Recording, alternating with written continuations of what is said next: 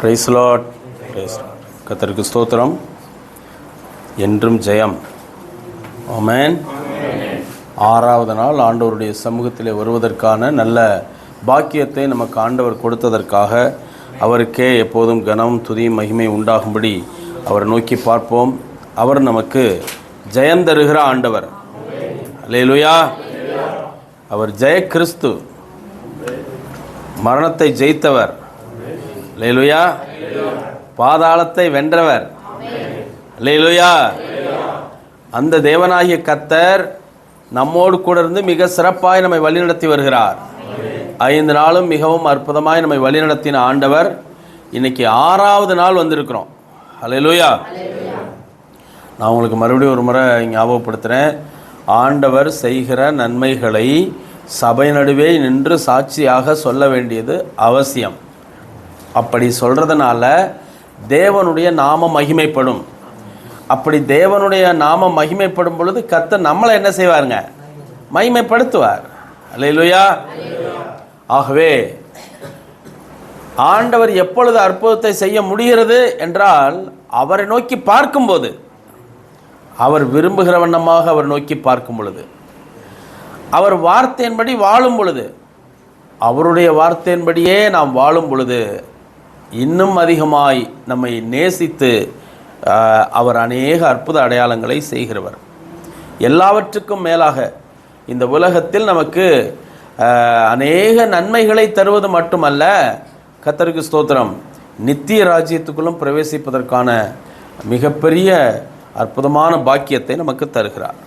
சரி, ஆண்டவருடைய வசனம் நமக்கு சொல்லுகிறது போல நீதிமொழியின் புஸ்தகம் 21ஆம் அதிகாரம் 31வது வசனம், குதிரை யுத்த நாளுக்கு ஆயத்தமாக்கப்படும், ஜெயமோ கர்த்தரால் வரும். நன்றாக நாம் புரிந்து கொள்ள வேண்டும். நாம் ஆயத்தமாக வேண்டும். எதுக்காக இருந்தாலும் சரி, நாம் ரெடி ஆகணும். ரெடியானதான் அதனுடைய பலனை நாம் அனுபவிக்க முடியும். குதிரை, போர்க்குதிரை எதற்காக ஆயத்தமாக இருக்கிறது? போருக்கு ஆயத்தமாக இருக்கிறது. அந்த போருக்கு ஆயத்தமாக இருக்கக்கூடியதான போர்க்குதிரை ஆயத்தமாகி செல்ல வேண்டியது அதனுடைய பணி. அதற்கு அந்த போரிலே வெற்றியை, ஜெயத்தை கொடுப்பவர் கர்த்தர். நீ ஆண்டவருக்காக நிற்க வேண்டும். போர்க்குதிரையை போல நிற்க வேண்டும். ஆயத்தமாக வேண்டும். ஆமென். ஆகவே குதிரை யுத்த நாளுக்கு ஆயத்தம், ஜெயமோ கர்த்தரால் வரும். இன்னொரு வசனத்தை நாம ஏற்கனவே படிச்சதுதான் அந்த வசனமும். தானியேலின் புஸ்தகம் 6ஆம் அதிகாரம் 28வது வசனம், தரியுவின் ராஜ்யபார காலத்திலும் பெர்சியனாகிய கோரேசுடைய ராஜ்யபாரத்திலும் தானியேலின் காரியம் ஜெயமாய் இருந்தது. ரொம்ப முக்கியம். தானியேலுடைய காரியம் ஜெயமாக இருந்ததுன்னு 6ஆம் அதிகாரத்துல வாசிக்கிறோம். அப்போ இந்த ஜெயமா இருந்துச்சு. நீங்க ஃபுல்லா 12 அதிகாரம் அதுல இருக்கக்கூடிய தானியேலின் புஸ்தகத்துல இருக்கிற எல்லா அதிகாரத்தையும் வாசிச்சாலும் எல்லாத்துலயும் அவருக்கு கடைசி வரைக்கும் அவருக்கு என்னதான் இருக்கு? ஜெயந்தான். அல்லேலூயா. 12 அதிகாரத்தை படிச்சாலும் கடைசி வரைக்கும் தானியேலுக்கு எல்லாத்துலயும் ஜெயம். எப்படி ஐயா கிடைச்சது? எப்படி கிடைச்சது? நாம கர்த்தரிடத்துல ஆசீர்வாதத்தை, நன்மையை அடையணும்னு விரும்புறோம். அது நல்லதுதான். கர்த்தரிடத்திலிருந்து நமக்கு அதிசயத்தை, இயற்கைக்கு அப்பாற்பட்ட மிகப்பெரிய காரியங்கள் எல்லாம் நடக்கணும்னு எதிர்பார்க்கிறோம். நல்லது, நடக்கட்டும். அதை தேவன் விரும்புகிறார். அப்படி செய்யணும்னு அவரும் ஆசையா தான் இருக்கார். நடக்கட்டும். அன்பு தேவனுடைய பிள்ளைகளே, அதெல்லாம் நடக்கிறதுக்கு முன்னாடி அது நடக்கிறதுக்கான காரணம் என்னன்னு நமக்கு தெரியணும். அது ரொம்ப முக்கியம். அல்லேலூயா. உங்கள யாராவது போலீஸுக்கு போகணும் அல்லது மிலிட்ரிக்கு போகணும் அப்படின்னு ஆசைப்பட்டது உண்டா? உங்களை தான் கேட்குறேன். Very good. நானும் போலீஸ் போகலான்ட்டு என்னை பார்த்தாலே எடுப்பாங்களா தெரில. ஆனால் போனோம். திருச்சியில் போய் எல்லாத்தையும் டிசி மார்க் ஷீட்லாம் கொடுத்து அங்கே போய் என்ன வரிசை அப்படியே அனுப்பிவிட்டான். இந்த உயரத்துக்காக ஒன்று வச்சுருக்கானுங்க. அங்கே ஒவ்வொரு இதுவும் நடக்குது. டெஸ்ட் இது மேலே இங்கே பிடிக்கணும்னா இவன் இங்கே பிடிக்கிறான். அவன் கழிக்கணும்னா அதுக்கு தகுந்த மாதிரி பிடிக்கிறான். சேர்க்கணும்னா அதுக்கு தகுந்த மாதிரி பிடிக்கிறான். எப்படியோ தகுதி இருக்கிறதா என்று ஒவ்வொரு பரிசோதனையும் முடிந்த பிறகுதான் தகுதிக்கு ஏற்ற பொசிஷன் கொடுக்கப்படும். தகுதிக்கு ஏற்ற ஸ்தானத்திலே வைப்பார்கள். நம்ம எல்லாம் தகுதியானவர்கள் தானா? எதுக்கு தகுதியானவர்கள்? நாம் எதில் தகுதி உள்ளவர்களா இருக்கிறோம்? இப்ப எல்லாருக்கும் தேர்வு நடக்க போது, நடந்து கொண்டும் இருக்கிறது. தேர்வுன்னா என்னங்க? பரீட்சை. அந்த பரீட்சை எதுக்காக வைக்கிறாங்க? அவனுடைய தரம் என்னன்னு பாக்குறதுக்காக. தகுதி தேர்வுன்னே தேர்வு வைக்கிறாங்க, நுழைவு தேர்வுன்னு வைக்கிறாங்க. ஏன் அதெல்லாம்? நாம் தகுதியாக வேண்டும், நாம் சரியாக இருக்கணும், அதுக்கு ஏற்ற மாதிரி இருக்கணும். அதுக்காக தான் டீச்சர் ட்ரைனிங் கொடுத்தாங்க. அதோட முடிச்சிருக்கலாமா இல்லையா? அதுல என்ன கொண்டு வந்து வச்சாங்க? கரெக்டு தான். TET exam. சரி, எம்பிபிஎஸ் படிக்க போகணும், அதான் 12th முடிச்சிருக்காங்களா, போலாம்ல. அதுல என்ன வச்சாங்க? நீட்டு. என்ன வேலையை பாருங்க. அப்படி ஒவ்வொரு படிப்புக்கும் என்ன வச்சிருக்காங்க? உள்ள போறதுக்கான ஒரு தேர்வை வைத்திருக்கிறார்கள். அன்பு தேவனுடைய பிள்ளைகளே, அது அவசியம் என்று கண்டுதான் அவர்கள் வைக்கிறாங்க. சரி, இருக்கட்டும். இப்ப நான் சொல்ல வர்ற விஷயம் என்னன்னா, நாம் தேவனுக்கு பிரியமானவர்களாக இருந்து ஜெயத்தை பெற்றுக்கொள்வதற்கு நாம் எவ்வளவு தகுதி உள்ளவர்களாக இருக்கிறோம் என்பதுதான் நம்முடைய கேள்வி. அல்லேலூயா. நிச்சயமா ஆண்டவருடைய பிள்ளைங்களை அவர் என்ன செய்வதில்லை, கைவிடுவது கிடையாது. கைவிடாத தேவன் நம்மோடு கூட இருக்கிறார். நம்முடைய தகுதி என்ன? அந்த தகுதியை அறிந்து புரிந்து, தகுதி இல்லைன்னா கூட தகுதி ஆகி கொள்வதற்காக நம்மளை தயார்படுத்துவதற்காக தான் இந்த நேரங்களிலே நமக்கு அவர் தம்முடைய வார்த்தைகளை அனுப்புகிறார். நாம் படிக்கும் போதெல்லாம் 10வதுல ஃபெயில் அப்படின்னா அவன் மறுபடியும் ஒரு வருஷம் என்ன செய்யணும்? படிச்சு அட்டெம்ப்ட் எழுதணும். ஆனா இப்ப என்ன இருக்கு? 10வதுல ஃபெயிலுன்னா திரும்ப மறுபடி அடுத்து 11வது சேர்றதுக்கு முன்னாடியே 10வது என்ன செஞ்சிடலாம்? படிச்சு எழுதி பாஸ் பண்ணிட்டா 11வதுல போய் ஜாயின் பண்ணிக்கலாம். ஆனா நாம் படிச்ச காலத்துல அப்படி இல்லை. எந்த வகுப்புலையா இருந்தாலும் சரி, ஒரு தடவை ஃபெயில்னா மறுபடியும் ஒரு வருஷம் படிக்கணும். நான் என்ன சொல்ல வரேன்னு நீங்க புரிந்து கொள்ளுங்க. தானியேலுடைய காரியங்கள் எல்லாம் ஜெயமா இருந்துச்சுன்னா, ஜெயமா இருந்ததுக்கான காரணம் என்ன? அதுதான் ரொம்ப முக்கியம். அதுக்காக தான் ஒரு சில விஷயங்களை நாம் வாசிக்க போகிறோம், அதை தியானிக்க போகிறோம். இப்பொழுது கூட ஆண்டவருடைய சமூகத்திலே வந்திருக்கிற உங்களுக்கு ஆண்டவரிடத்திலிருந்து நன்மை பெற்றுக் கொள்வதற்கான தகுதி என்ன? எதுல தகுதி இல்லாம இருக்கிறீங்க? அப்ப நம்ம தகுதி ஆவதற்கு என்னென்னலாம் செய்யணும், அப்படிதான் நாம் தியானிக்க போறோம். தகுதி ஆயிட்டாலே தானே என்ன வரும்? ஜெயம் வரும். Very good. தானே என்ன வரும்? ஜெயம் வரும். ஹல்லேலூயா. தகுதி ஆயிட்டாவே தானாவே வரும். ஆனா தகுதி ஆகலையே, அதான பிரச்சனை. அதுதான் பிரச்சனை. அப்ப அந்த தகுதி ஆவதற்கு என்னெல்லாம் பண்ணணும்? ஏற்கனவே ஜெயிச்சவங்க எப்படி எல்லாம் ஜெயிச்சாங்க? அதுக்காக தான் வேத வசனத்தை ஆராய்கிறோம். அந்த வசனம் நமக்காகவே சிந்திப்பதற்காக கர்த்தர் நமக்கு தந்திருக்கிறார். மகிழ்ச்சியா நாம் ஒவ்வொன்றையும் பார்க்க வேண்டும் என்று கர்த்தருடைய பிள்ளைகளே. நாம் இப்பொழுது தானியேலின் புஸ்தகம் 1ஆம் அதிகாரத்துக்கு நேரா வந்துடலாம். அதுல 8வது வசனத்தை படிச்சுட்டு மறுபடியும் நான் அதிலேயே தொடர்ந்து வாசிக்க போறோம். வாசிக்கலாம். தானியேல் ராஜாவின் போஜனத்தினாலும் அவர் பானம் பண்ணும்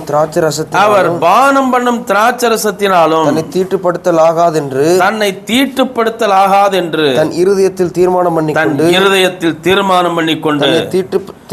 தன்னை தீட்டுப்படுத்தாதபடி பிரதானிகளின் தலைவனிடத்தில் வேண்டிக் கொண்டான். சந்தோஷமா ஒரு அல்லேலூயா சொல்லுங்க.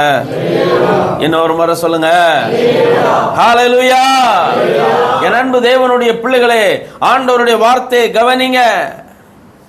என்ன செய்யக்கூடாதான்? தன்னை தீட்டுப்படுத்த கூடாதுன்னு எங்க தீர்மானம் பண்ணாரா? இருதயத்தில். இன்னொரு முறை, இருதயத்தில்.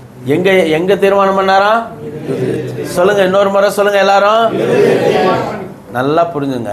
இருதயத்துல ஒரு மனுஷனுக்கு தேவனுக்கு பிரியமா வாழணுங்கிற ஒரு தீர்மானம் வேணும். தானியேலுடைய காரியம் ஜெயமா இருந்துச்சுன்னா, இப்ப நீங்க 1ஆம் வசனத்திலிருந்து வாசிங்க. யூதாவின் ராஜாவாகிய யோயாக்கீம் அரசாண்ட 3ஆம் வருஷத்திலே பாபிலோனின் ராஜாவாகிய நேபுகாத் நேச்சார் எருசலேமுக்கு வந்து அதை முற்றுகை போட்டான். அப்பொழுது ஆண்டவர் யூதாவின் ராஜாவாகிய யோயாக்கீமை தேவனுடைய ஆலயத்தின் பாத்திரங்களில் சிலவற்றையும் அவன் கையில் ஒப்பு கொடுத்தார். அவன் அந்த பாத்திரங்களை சீனேயா தேசத்தில் உள்ள தன் தேவனுடைய கோவிலுக்கு கொண்டு போய் அவைகளை தன் தேவனுடைய பண்டசாலைக்குள் வைத்தான். அப்பொழுது இஸ்ரவேல் புத்திரருக்குள்ளே ராஜகுலத்தாரிலும் துரைமார்க்க. இப்ப நல்லா புரிஞ்சுங்க, இஸ்ரவேல் ஜனங்களுக்குள்ள இருக்கக்கூடிய ராஜபுத்திரர்கள்ல யாராமா? நல்லா தெரிஞ்சுங்க, ஒரு சாதாரணமான மனிதன் கிடையாது தானியேல். தானியேல் யாருங்க? ராஜபுத்திரர். மறுபடியும் ஒரு முறை வாசிக்கலாம். அப்பொழுது இஸ்ரவேல் புத்திரருக்குள்ளே ராஜகுலத்தாரிலும் துரை மக்களிலும் யாதொரு மாசும் இல்லாதவர்களும், அந்த நாட்டில் இருக்கிற உயர்குடி மக்களிலே இருக்கக்கூடிய யாதொரு மாசும் இல்லாதவர்களும். நல்லா கவனிங்க. கண்ணை ஒன் சைடா பார்க்கல, பல்லு ஒன்று கீழே விழுந்துடல, கை கொஞ்சம் இழுத்துக்கிட்டு இருக்கல, ஒரு விரல் வளைஞ்சிருக்கல.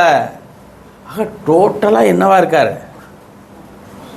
என்னப்பா அந்த வரி, யாதொரு மாசும் இல்லாதவர்களும், எந்த ஒரு மாசும் இல்லாம அழகானவர்களும். எப்படிப்பட்டவங்க? அழகானவர். சகல ஞானத்திலும் தேறினவர்கள், அறிவில் சிறந்தவர்கள், கல்வியில் நிபுணரும். என்னங்க இன்னொரு முறை, கல்வியில் நிபுணரும்.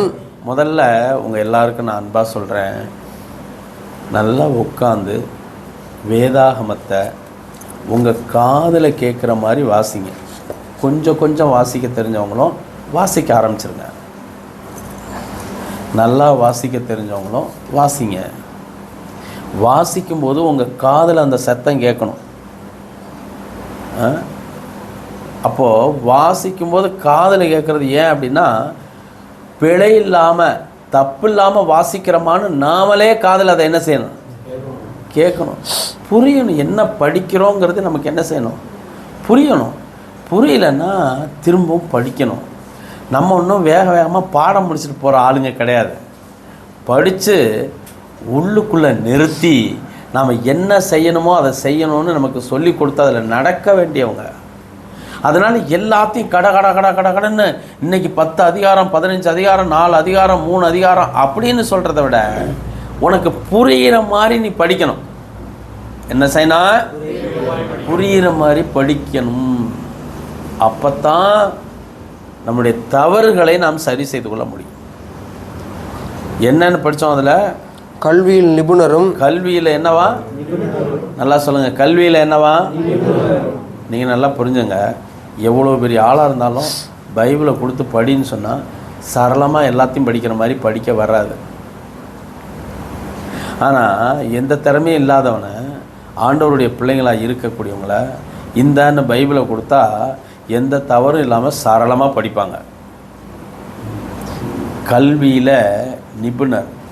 அப்போ நம்ம நல்லா படிக்கிறவங்களாக இருக்கணும், நல்ல அறிவுள்ளவங்களாக இருக்கணும், ஞானம் உள்ளவங்களாக இருக்கணும், கல்வியில் நிபுணராக இருக்கணும். இப்போ நம்ம தமிழ்நாட்டில் பயங்கரமாக போயிட்டுருக்கிற விஷயம் எந்த விஷயங்க? ஆமாம், மும்மொழி கொள்கையா அல்லது எங்களுக்கு இருமொழி கொள்கையா? இதுதான் பெரிய பிரச்சனையாக போயிட்டுருக்கு. இப்போ நீங்கள் இந்தியா முழுக்க எடுத்து பார்த்துக்கிட்டா தமிழ்நாடு கல்வியில் நல்ல உயர்ந்த இடத்துல நிற்கிது. மும்மொழி கொள்கையை கொண்டு வந்து மும்மொழி படிக்காமல் கிடையாது. அவங்கவுங்க என்ன செய்கிறாங்க? படிக்கிறவங்க படிச்சுட்டு தான் இருக்காங்க. சில சிலபஸ் இருக்கிற ஸ்கூலில் படிக்கிறாங்க. சரி, போகட்டும், நம்ம விஷயத்துக்கு வரலாம். கல்வியில் என்னவா இருக்கணும்? நிபுணரும். அப்போ எல்லாத்தையும் வச்சு ஆராய்ச்சி பண்ணி இதுதான் நல்லதுங்கிற முடிவெடுக்கக்கூடிய அளவுக்கு நிபுணர். இப்போ இந்தியாவில் மும்மொழி கொள்கை இருக்கிறது, ஒரு மொழி கொள்கை இருக்கிறது, இருமொழி கொள்கை இருக்கிறது. அப்போ எந்தெந்த மொழியை படிக்கிறாங்களோ அந்தந்த மொழியில் அவங்கவுங்க எந்த அளவுக்கு வளர்ச்சி பெற்றிருக்கிறாங்கன்னு பார்க்கணும். அப்போ அந்த வளர்ச்சி தான் அந்த கல்வியினால் இவங்க வளர்ச்சி அடைஞ்சிருக்காங்கங்கிற ஒரு முடிவுக்கு வர முடியும்.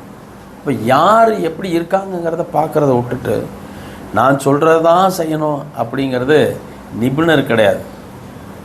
அவன் இஷ்டத்துக்கு அதை செய்யணும், அவன் நினைக்கிறத செஞ்சு முடிக்கணும்னு நினைக்கிறான். ஏதோ ஒரு நோக்கத்தோடு செய்கிறாங்க, அந்த நோக்கம் நிறைவேறும் என்று நினைக்கிறாங்க. ராஜாவாக இருந்தாலும் சரி, சாதாரண குடிமகனாக இருந்தாலும் சரி, தேவனாகிய கர்த்தர் செய்ய நினைப்பதே நிறைவேறும், அதில் சந்தேகம் இல்லை.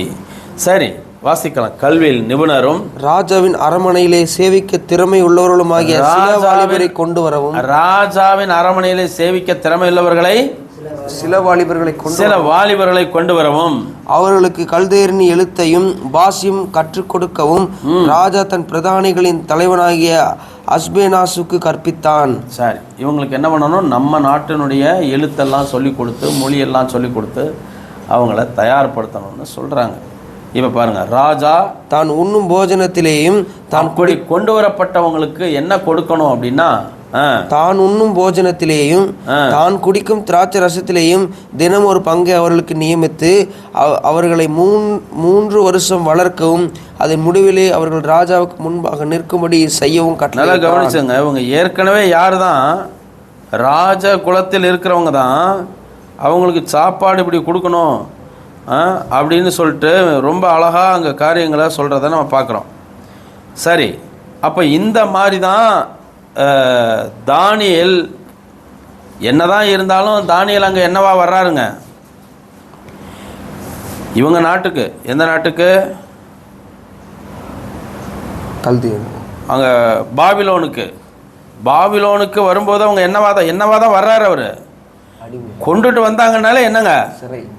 ஆமாம், அடிமை.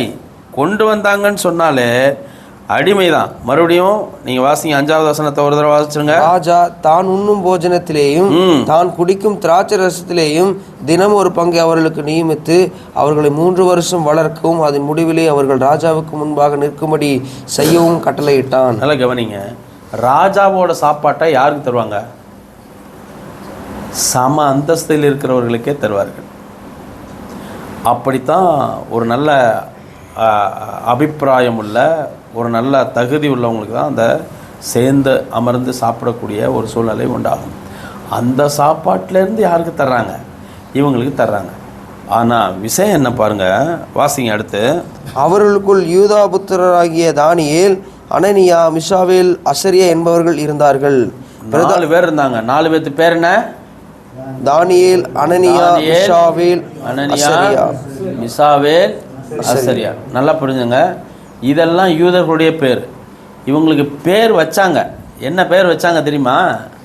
பிரதானிகள். நம்மெல்லாம் பேர் வச்சோம்னா என்ன பேர் வைக்கணும்? நம்ம தமிழ் பெயர் வைக்கலாம், நல்ல அழகான அர்த்தமுள்ள பெயர்களை வைக்கலாம். இல்லை, யூதர்கள் இஸ்ரவேலர்களுடைய கலாச்சாரத்தின்படி அவங்களுக்கு வைக்கப்பட்ட நல்ல அர்த்தமுள்ள பெயர்களை என்ன செய்யலாம்? வைக்கலாம். அது ரொம்ப நல்லது. அல்லேலூயா, அல்லேலூயா. இப்போ தானியேல் அப்படிங்கிற ஒரு பேருக்கு அர்த்தமே என்னன்னு சொல்லி வச்சிருக்குன்னா, கடவுள் என் நியாயாதிபதி என்று பொருள். கடவுள் என் நியாயாதிபதி பெயர்லேயே பொருளை வச்சிருக்கிறாங்க. சரி, இப்போ பாருங்க என்ன நடக்குதுன்னு பாருங்க. வாசிங்க சீக்கிரமா. பிரதானிகளின் தலைவன் தானியேலுக்கு பெல்தேசாத்சார் என்றும். இப்போ பேர் மாத்துறாங்க பாருங்க. தானியேலுக்கு என்ன பேரு? பெல்தேசாத்சார் என்றும். அது நமக்கு புரியுதா?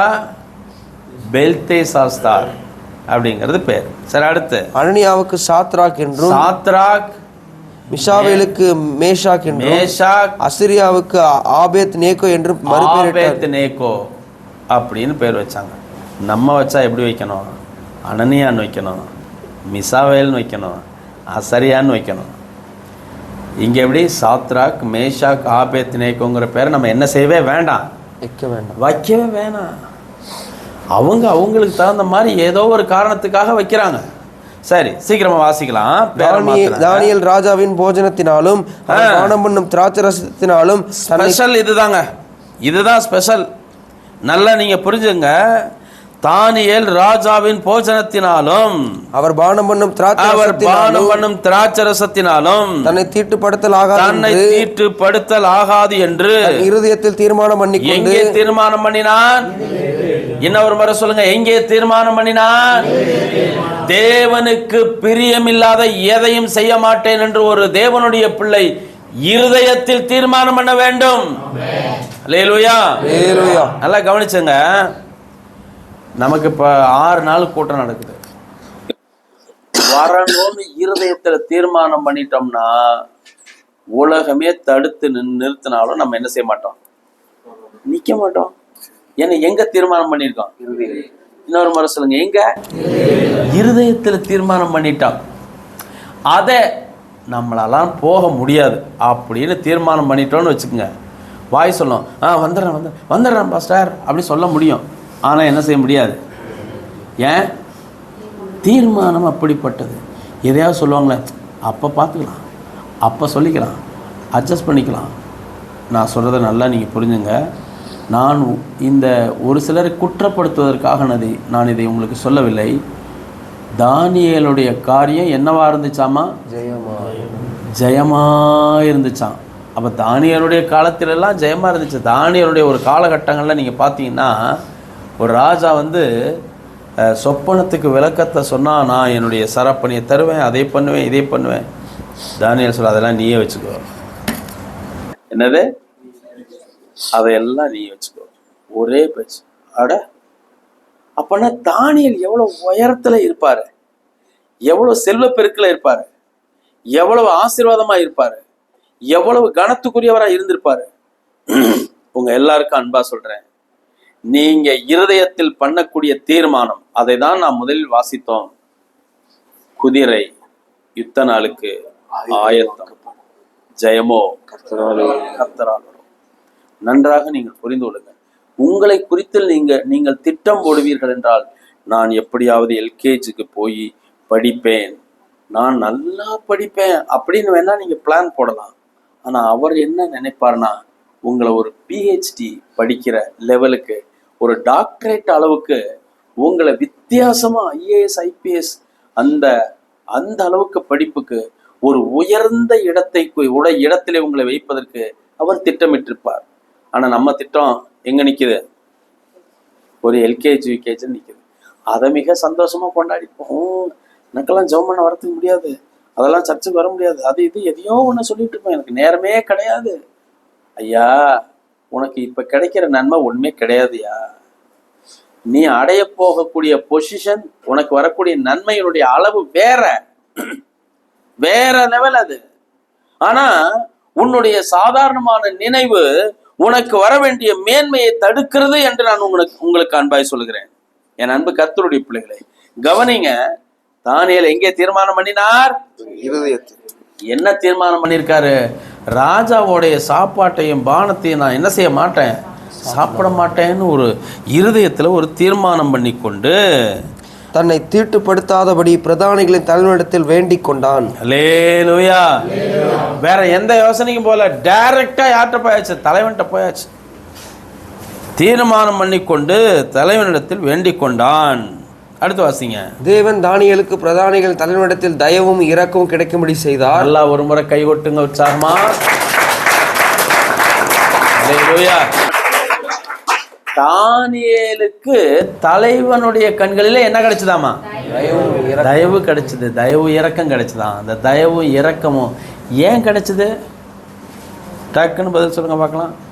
தானியேலுக்கு இந்த தலைவனுடைய கண்கள் என்ன கிடைச்சது? வாசிங்க பாதம் மட்டும். என்ன தேவன் தானியேலுக்கு பிரதானிகளின் தலைவனிடத்தில் தயவும் இரக்கமும் கிடைக்கும்படி செய்தார். தயவும் இரக்கமும் தானியேலுக்கு தலைவனுடைய கண்களில் கிடைக்க என்ன காரணம்? கர்த்தர் தான் அதை செய்தார். ஏன் அதை அப்படி அவனுக்கு செய்தார்? இப்பதான் படிச்சோம். இருதயத்தில் தீர்மானம். Very good, very good. என்னது? அவன் இருதயத்தில் தீர்மானம் பண்ணி வைத்தான். நமக்காக எல்லாரையும் நம் பக்கம் அவர் திருப்புவார். நீங்க உங்களுக்கு நன்மையை செய்து கொள்வதை போல நீங்க நினைக்கலாம், நன்மையின் பாதையில நீங்க போறத போல நீங்க நினைக்கலாம். இல்ல, நீங்கள் தேவனுக்கு பிரியமானபடி இருக்க ஆரம்பிப்பீர்கள் என்றால் உங்களுக்கு வருகிற நன்மைகளை கனவிலும் காண முடியாத அளவுக்கு கர்த்தர் ஆசீர்வதிப்பார். குதிரை யுத்த நாளுக்கு ஆயத்தம்.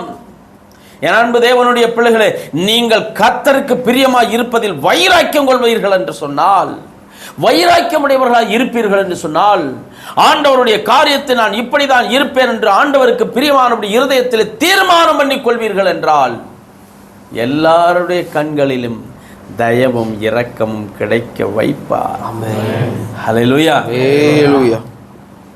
சவரன் மார்க் கொடிவேல் அப்படின்ற ஒருத்தர் உண்டு. அவர் இங்கேருந்து பெருமாநல்லூர் வரைக்கும் சைக்கிள் மிதிச்சுட்டு போவார். விஜயபுரத்துலேருந்து என்ன வேலை செய்வார்னா, டெலிஃபோன் இருக்குல்ல, அந்த டெலிஃபோனை இப்படி எடுத்து பேசுவோம் பாருங்கள் அந்த காலத்தில், அந்த டெலிஃபோனை நல்லா தொடச்சி சுத்தம் பண்ணி அந்த டெலிஃபோனுக்கு கொஞ்சம் சென்டெல்லாம் வச்சு அழகாக ரெடி பண்ணிடுவார். ஒவ்வொரு கம்பெனிலையும் அந்த ஃபோனு தான் அப்போ இருந்துச்சு. அந்த ஒரு ஃபோனை அதை இது பண்ணி எல்லாம் போடுறதுக்கு 20 ரூபான்னு நினைக்கிறேன் மாதத்துக்கு. டெய்லியெல்லாம் இல்லை, மாதத்துக்கு 20 ரூபா. அப்போ அதில் எத்தனை ஃபோன் இருக்கோ அத்தனைக்கும் இவர் என்ன செய்யணும், சைக்கிள் மிதித்து கஷ்டப்பட்டு போய் அந்த காரியத்தெல்லாம் செய்வார். மாதம் முடிவில் ஒரு கொஞ்சம் சம்பளம், அதாவது கொஞ்சம் வருமானம் கிடைக்கும். அந்த கொஞ்சம் வருமானத்தில் ஒன்றும் மீறாதபடிக்கு சரியாக தசம பாகத்தை கர்த்தருக்குரியதை கர்த்தருக்கு செலுத்துவார்.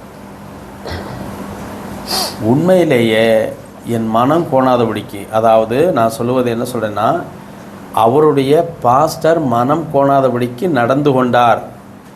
என்ன சொல்கிறோமோ அதை அருமையாக செய்வார். ஒரு காலகட்டம் வந்துச்சு, அவருக்கு படிச்சிருந்தார், ஆனால் ஏஜ் பாராயிருச்சு. ஆனாலும் அவரை கூப்பிட்டு லைப்ரரியில் கவர்மெண்ட் போஸ்டிங் போட்டாங்க. மிக அற்புதமாக அந்த காரியத்தை கர்த்தர் செய்தார். அவங்களுடைய பிள்ளைகளை நன்றாக படிக்க வச்சார். அதுவும் பையன் ஸ்கூலில் நல்லா ஃபஸ்ட்டில் வந்ததுனால ஒரு மிகப்பெரிய கல்லூரியில் ஃபீஸே இல்லாமல் படிக்கிறதுக்கான வாய்ப்பை கர்த்தர் உண்டாக்கி தந்தார். வெளியிலே அங்கே தெரியுது, இருதயத்தில் பண்ணுற தீர்மானம் வெளியில் தெரியுதா? தெரியாது. ஆனால் அகத்தின் அழகு என்ன செய்யும்? முகத்தில் தெரியும்னு சொல்கிறாங்க பாருங்க. நம்முடைய செயல்பாடுகளில் நாம் எப்படிப்பட்டவர்கள் என்பதை எல்லாரும் அறிந்து கொள்ளும்படி ஆராய்ந்து புரிந்து கொள்கிறவர்களாக இருந்தார்கள் என்றால் ஈஸியாக தெரிஞ்சுக்குவாங்க. நான் உங்களுக்கு அன்பாய் சொல்கிறேன், இன்றைக்கி அவர் நல்ல நிலைமையில் நல்ல போஸ்டிங்கில் அவரும் இருக்கார். அவங்க பையனையும் வேலைக்கு போயிட்டான். இன்னொரு பையன் படிச்சுட்டு இருக்கான். அருமையான மனைவி. அந்த குடும்பத்தை சிறப்பாக கர்த்தர் ஆசீர்வதித்து நம்முடைய சபையில் வைத்திருந்தார். இப்போ அவங்க கொடுவாய்ங்கிற ஊரில் இருக்கிறாங்க. இதை ஏன் உங்களுக்கு நான் சொல்கிறேன்னா, முதல்ல இருதயத்தில் நாம் என்ன செய்யணும்? தீர்மானம். எஸ், நாம் எதில் சரியாக இருக்கணுமோ இருந்தாகணும். உங்களை நான் குற்றப்படுத்துவதற்காக இதை சொல்லவில்லை, சரியாக வேண்டும் என்பதற்காக இதை நான் சொல்லுகிறேன். அப்போ தலைவனுடைய கண்களில் இரக்கம் கிடைக்கணும்னா, தயவு கிடைக்கணும்னா, இதுக்கு முன்னாடியே இருதயத்தில் தீர்மானம் பண்ணியிருக்கணும். என்ன, என் இருதயத்தை நான் என்ன செய்ய மாட்டேன்? தீட்டுப்படுத்த மாட்டேன். சாப்பாட்டுனால ஏங்க ஒரு நாட்டில் ஒரு உயர் ரகமான உணவுன்னா அது யாருக்கு கொடுக்கப்படும்? நாட்டினுடைய ராஜாவுக்கு தான் கொடுக்கப்படும். அப்போ அந்த நாட்டினுடைய ராஜாவுக்கு கொடுக்கப்படுகிற உயர் ரகமான உணவு தன் தேவனுக்கு பிடிக்குமா பிடிக்காதாங்கிறத யார் தான் முடிவு பண்ணுறது? தேவனுடைய பிள்ளைகள் தான் முடிவு பண்ணணும். அப்போது அதில் உள்ள விஷயங்கள் வெளிப்படையாக தெரியும் போது, அதனால் என்னை நான் தீட்டுப்படுத்த மாட்டேன்னு செய்த தீர்மானத்தை தேவன் பார்த்தார். இருதயத்துக்குள்ளே பண்ணின தீர்மானத்தை ஆண்டவர் என்ன செஞ்சாருங்க? பார்த்தாரு. அப்படி பார்த்ததுனால தான் நீ போய் தலைவன்கிட்ட பேசுங்கிற ஒரு எண்ணத்தை, உணர்வை இந்த தானியேலுக்கு கர்த்தர் கொடுத்தார். தைரியமாக தானியேல் தலைவனிடத்தில் போய் பேசினான். வாசிங்க, இரக்கமும் கிடைக்க செஞ்சதுனால பிரதானிகளின் தலைவன் தானியேலை நோக்கி, உங்களுக்கு போஜனத்தையும் பானத்தையும் குறித்திருக்கிற ராஜாவாகிய என் ஆண்டவனுக்கு நான் பயப்படுகிறேன். அவர் உங்களோடு ஒத்த வாலிபரின் முகங்களை பார்க்கிலும். இப்போ என்ன சொல்கிறேன்னா, நீங்கள் உங்களுக்கு நான் வேற மாற்றி கொடுப்பேன். ஆனால் ராஜா பார்க்கும்போது உங்களோட இருக்கிறவங்க நல்லா இருந்து நீங்கள் சரியில்லைன்னு சொன்னீங்கன்னா ராஜா என்ன பண்ணிடுவார்? சிறை சேதம். எனக்கு என்ன சிறைச்சேதம் பண்ணிடுவார் அப்படின்னு சொல்கிறார். அப்போ இவங்களுக்குள்ள ஒரு உடன்பாடு வருது. என்ன உடன்பாடு? எனக்கு ஒரு 10 நாள் மட்டும் எனக்கு இப்படி கொடு, அவங்கள விட நான் நல்லா இருந்தால் தொடர்ந்து எனக்கு கொடு, இல்லைன்னா நிறுத்திடு. ஒரு உடன்பாடு. என்ன? அதே போல் கொடுக்குறாங்க. என்ன கொடுக்குறாங்க? மரக்கறி, பருப்பு முதலான இந்த சாப்பாட்டை கொடுக்குறாங்க. சரி, 10 நாள் கொடுத்த போது திரும்பி வந்து பிரதானி பார்க்குறாரு. பார்த்தா என்ன நடக்குதுங்க? வாசிங்க. 10 நாள் சென்ற பின்பு போஜனத்தை புசித்த எல்லா வாலிபரை பார்க்கிலும் அவர்கள் முகம் களையுள்ளதாயும் புஷ்டியுள்ளதாயும் காணப்பட்டது. முகம் எப்படி இருக்குமா? களையுள்ளதாயும். சொல்லுங்க, எப்படி இருக்குமா? களையுள்ளதாயும் சரீர புஷ்டி உள்ளதாயும் காணப்பட்டது. சரீரம் எப்படி இருந்துச்சா? புஷ்டி உள்ளதாயும் இருந்துச்சு. 10 நாள்ல டிஃபரெண்ட் தெரியுதுங்க. 10 நாள்ல ஆண்டவர் கிருபையா நமக்கு எத்தனை நாள் தந்தாரு? 10 நாள். இப்போ 6 நாள் போச்சு. இந்த மீதி எத்தனை நாள் இருக்கு? 4 நாள் இருக்கு. நல்லா நீங்கள் புரிஞ்சுங்க. இதில் அட்டன் பண்ணக்கூடிய உங்களுக்கு மற்றவர்களுக்கு 2 பேர்த்தையும் பார்த்தா வித்தியாசம் தெரியணும். வித்தியாசம் தெரியும். அல்லேலூயா. இந்த 10 நாள் கூட்டத்தில் பங்கு பெறுகிற உங்களுக்கும் மற்றவர்களுக்கும் என்ன இருக்கும்? வித்தியாசம் இருக்கும். எப்படி இருக்குமா முகம்? களையுள்ளதாயும். நல்லா சொல்லுங்க, களையுள்ளதாயும். நீங்கள் பாட்டு ஒரே களை முளைச்சிருக்கிறதா இருக்கக்கூடாது. சரியா? நீட்டாக சூப்பராக சேவிங் பண்ணணும். இப்போ இருக்கிற பசங்க பூரா யாரை பாருங்கள், எல்லாம் இந்த சிங்கு குடும்பம் மாதிரி யாரை பார்த்தாலும் ஒரே தாடி. ஒன்று இந்த தாடி, இல்லைன்னா இந்த தாடி. எந்த தாடியும் வேண்டாம், நல்ல களையாக இருக்கணும். சேவிங் பண்ண ஆரம்பிச்சிட்டிங்கன்னா ரெகுலராக சேவிங் பண்ணி சூப்பராக இருக்கணும். அது ரொம்ப முக்கியம். அதனால் சேவிங் பண்ணால் தான் களைன்னு நான் சொல்லலை. சேவிங் பண்ணாமல் இருந்தால் களையாக இருக்க மாட்டோங்கிறது நமக்கே தெரிஞ்சது. சேவிங் பண்ணாமல் போய் கண்ணாடிக்கு முன்னாடி நின்று பார்த்தா நமக்கே மனசே கொஞ்சம் வேறு மாதிரி இருக்குது. ஆனால் சுத்தமாக சேவிங் பண்ணிவிட்டு முன்னாடி போய் என்ன வயசானா கூட என்ன சொல்ல மாட்டேங்குது, உனக்கு வயசாயிருச்சுன்னு என்ன செய்ய மாட்டேங்குது. சரி, முகம் எப்படி இருந்துச்சா? களை உள்ளதாயும். களை உள்ளது. சரீரம் புஷ்டி உள்ளதாயும். சரீரம் எப்படி இருந்துச்சா? புஷ்டி உள்ளது. நல்லா நீங்கள் புரிஞ்சுக்குங்க. ஆண்டவர் இந்த தானியேலுடைய காரியங்கள் எல்லாம் ஜெயமாக இருக்கிறதுக்கு முதல் காரணம் என்ன? இருதயத்தில் தேவனுக்கு பிரியமில்லாத காரியத்தை செய்யவோ புசிக்கவோ மாட்டேன் என்று அவர் என்ன செய்திருந்தார்? இருதயத்தில் தீர்மானம் பண்ணி இருந்தார். இதை தான் நீங்களும் நானும் செய்யணும். நல்லா மைண்டில் வச்சுங்க, இது ரொம்ப முக்கியம். என்ன நடந்துச்சு? கீழே வாசிங்க வேகமா. ஆகையால் மெல்சார் அவர்கள் புசிக்க கட்டளையான போஜனத்தையும் அவர்கள் குடிக்க கட்டளையான திராட்சரசத்தையும் நீக்கி வைத்து அவர்களுக்கு பருப்பு முதலானவைகளை கொடுத்தான். இந்த 4 வாலிபருக்கும் தேவன் சகல எழுத்திலும் ஞானத்திலும் அறிவும் சமார்த்தியத்தையும் கொடுத்தார். தானியேலை சகல தரிசனங்களையும் சொப்பனங்களையும் அறியத்தக்க அறிவுள்ளவனாக்கினார். அவர்களை ராஜாவினிடத்தில் கொண்டு வருவதற்கு குறித்த நாட்கள் நிறைவேறின போது போறோம். இருங்க, நல்லா ஒரு முறை கை கொட்டி இருங்க உற்சாகமா. அல்லேலூயா, அல்லேலூயா. என்ன அற்புதமான விஷயம்! இந்த 4 வாலிபரை குறித்து சொல்லுகிற விஷயம் என்ன? இந்த 4 வாலிபரும் தேவன் சகல எழுத்திலும் ஞானத்திலும் அறிவையும் சாமர்த்தியத்தையும் கொடுத்தார். யாருக்கு? 4 பேருக்கு. யாரு? தானியேல், அனனியா, மிசாவேல், அசரியா. அனனியா, மிசாவேல், அசரியா 4 பேருக்கும் ஆண்டவர் இப்படிப்பட்ட பாக்கியத்தை கர்த்தர் கொடுத்தார். அல்லேலூயா. நல்லா நீங்க புரிஞ்சுங்க. தொடர்ந்து அதை வாசிங்க. கொடுத்தார். தானியேலை சகல தரிசனங்களையும் சொப்பனங்களையும் அறியத்தக்க அறிவுள்ளவனாக்கினார். ஆமென்.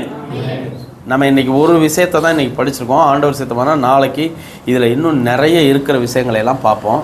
இப்போ இதையெல்லாம் வாசிக்கும் போதே நம்ம மனசுக்குள்ளே என்ன தோணணும்? இனிமே எனக்கு பிடிச்சது தூக்கி அந்த பக்கம் போடு, எனக்கு பிரியமான தூக்கி அந்த பக்கம் போடு. என் ஆண்டவருக்கு பிடிச்சது என்ன, அதை மட்டும்தான் நான் செய்வேன். தீர்மானம் பண்ணு. அது மிக மிக முக்கியம். 4 பேரும் யாருங்க? யூத், வாலிபர்கள். 4 பேரும் சரியான வாலிபர்கள். என் அன்பு தேவனுடைய பிள்ளைகளே, நீங்கள் உங்கள் இருதயத்தில் செய்யக்கூடிய தேவனுக்கு பிரியமான தீர்மானம் இருக்கிறதே, தேவனுக்கு பிடிக்காத அல்லது தேவனுக்கு ஏற்காதவைகளை நான் செய்ய மாட்டேன், புசிக்க மாட்டேன், நடக்க மாட்டேன், வாழ மாட்டேன் என்று இருதயத்திலே தீர்மானம் பண்ணி கொள்ளக்கூடிய அந்த ஒரு தீர்மானம் அவனுடைய வாழ்க்கையை தலைகளை மாத்திருச்சு. அவங்களுடைய வாழ்க்கையை தலைகளை மாத்திருச்சு. ஹல்லேலூயா. நல்லா நீங்க புரிஞ்சுக்குங்க. நீங்க எப்படி இதுவரைக்கும் எப்படியோ இருந்திருந்தாலும் பரவாயில்ல, இந்த நொடி பொழுதிலிருந்து உங்கள் வாழ்க்கை மாற வேண்டும், உங்களுடைய வழிகள் மாற வேண்டும், உங்கள் யோசனைகள் மாற வேண்டும், உங்கள் சிந்தனைகள் மாற வேண்டும். தேவனுக்கு பிரியமானதை செய்ய முதல்ல என்ன பண்ணுங்க? இருதயத்தில் தீர்மானம் பண்ணுங்க. செயல் அடுத்து இருக்கட்டும். அந்த தீர்மானம் உனக்கு செயலை தரும். எல்லாரும் முழங்கால் படிட்டு இயேசு மகாராஜாவை நோக்கி, ஆண்டவர் ஜெயம் தருகிறவர், ஆண்டவரே ஜெயம் தருகிறவர், ஆண்டவர் நமக்கு ஜெயம் தருகிறவர். எல்லாரும் ஆண்டவருடைய கரத்தில் ஒப்பு கொடுத்து உங்களை நீங்கள் சற்று சோதித்து பாருங்கள். உங்களை நீங்கள் சற்று சோதித்து பாருங்கள். உங்களை நீங்கள் சோதித்து பாருங்கள். எந்தெந்த விஷயம் தேவனுக்கு பிரியமில்லாதது உங்களிடத்தில் இருக்கிறது என்று நீங்கள் உங்களை சோதித்து பாருங்கள். அப்படி தேவனுக்கு பிரியமில்லாதது என்னென்ன இருக்கிறதோ அவைகளை எல்லாம் உங்களை விட்டு அகற்றுங்கள். எல்லாரும் அப்பாவை நோக்கி துதித்து சோதரம் பண்ணுவோம். ஹல்லேலூயா, ஹல்லேலூயா, ஹல்லேலூயா, ஹல்லேலூயா. இயேசு மகாராஜாவே, ஹல்லேலூயா, ஹல்லேலூயா, ஹல்லேலூயா, ஹல்லேலூயா. கிருபை நிறைந்தவரே, ஹல்லேலூயா. இரக்கமுள்ளவரே, ஹல்லேலூயா. ஆண்டவரே, அப்பா, எங்களிடத்திலே ஆண்டவரே நீர் விரும்பாத விஷயங்கள் உண்டு. இப்பவே நீர் விரும்பாத, உமக்கு பிடிக்காத ஆண்டவரே கட்டளைகளுக்கு கற்பனைகளுக்கு எதிரான எல்லா கிரியைகளை, எண்ணங்களை, யோசனைகளை எங்களை விட்டு இப்பொழுது எடுத்து போடுகிறோம். ஆண்டவரே, எங்களை உம்முடைய பாதத்தில் அர்ப்பணிக்கிறோம். நீர் எங்களை பொறுப்பேற்று நடத்துவீராக. ஆண்டவரே, இந்த 6வது நாளிலே எங்கள் ஒவ்வொருவரையும் ஆண்டவரே நீர் திருத்தி நேர்வழியாய் நடத்துவீராக. 6வது நாளிலே மனிதனை படைத்தீரே, இதோ 6வது நாளிலே இன்று எங்களை படைத்து உருவாக்குவீராக. உம்முடைய கரத்திலே தருகிறோம். ஆண்டவரே, குற்றம், குறைகள், அக்கிரமம், மீறுதல்கள் எல்லாவற்றையும் எங்களுக்கு மன்னித்து கழுவி சுத்திகரித்து எங்களை பரிசுத்தப்படுத்தி நீர் விரும்புகிற பாத்திரமாக பயன்படுத்த வேண்டும் என்று உம்முடைய கரத்தில் தருகிறோம். நீர் ஆட்கொண்டு வழி நடத்தும் ஆசீர்வதியும் பலப்படுத்தும். இந்த வார்த்தை கேட்கிற உம்முடைய பிள்ளைகளாகிய நாங்கள் ஒவ்வொருவரும் உம்முடைய பாதத்தில் எங்களை தருகிறோம். ஏசப்பா, உங்க இரக்கம் கூட இருக்கட்டும். ஆண்டவரே, உங்க இரக்கம் கூட இருக்கட்டும்பா. எப்படியாவது நாங்கள் உமக்கு பிரியமானதை செய்ய நீர் எங்களுக்கு உதவி செய்யும்படி ஆண்டவரே, அப்படிப்பட்ட நல்ல தீர்மானங்களை எங்கள் இருதயத்தில் எடுக்க நீர் உதவி செய்யும்படி ஜெபிக்கிறோம். ஆண்டவரே, உதவி செய்யும்படி ஜெபிக்கிறோம். தொடர்ந்து வழி நடத்துங்க, பலப்படுத்துங்க, ஆசீர்வதி.